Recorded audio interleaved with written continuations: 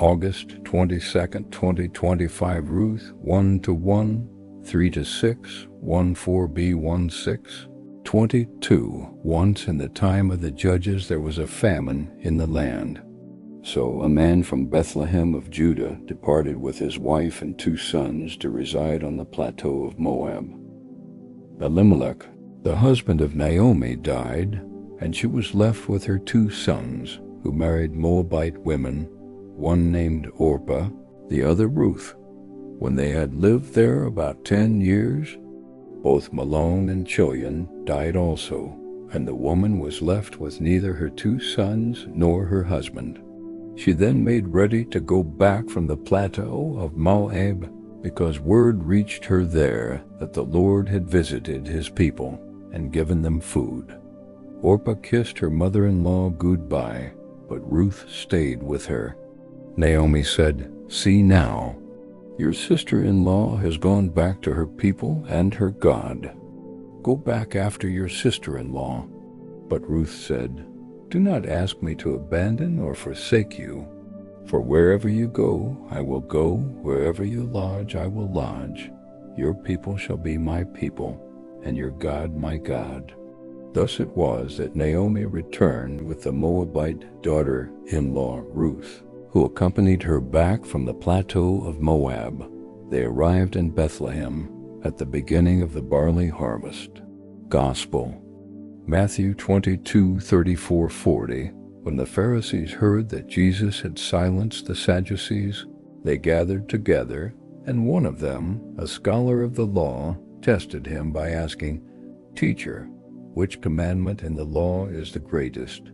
He said to him, "You shall love the Lord your God with all your heart, with all your soul, and with all your mind. This is the greatest and the first commandment. The second is like it, you shall love your neighbor as yourself."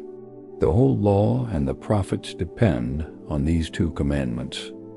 Reflection for August 22nd, 2025.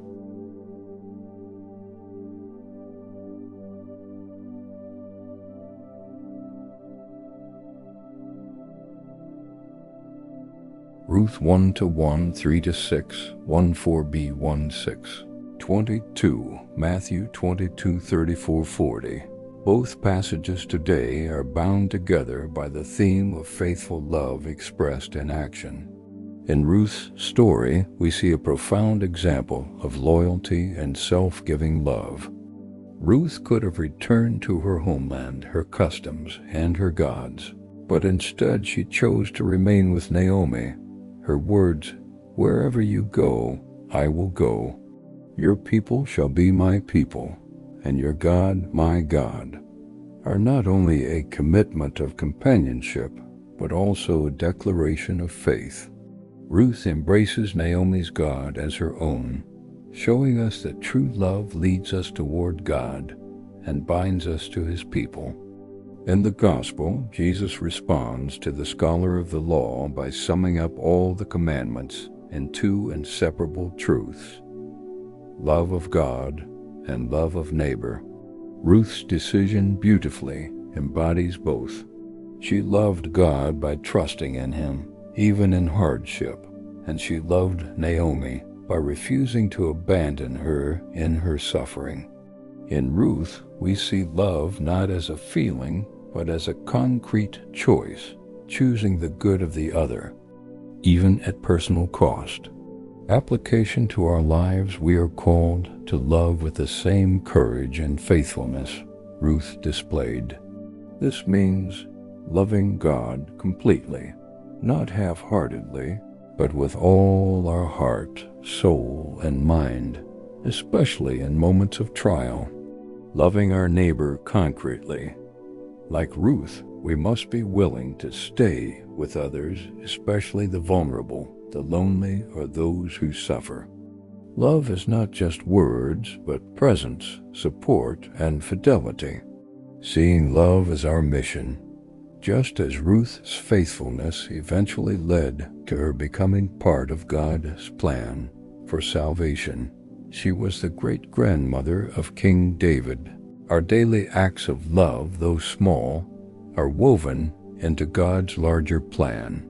Prayer, Lord, help me to love you with all that I am, and to love my neighbor as myself. May my actions, like Ruth's, show faithfulness and trust in you.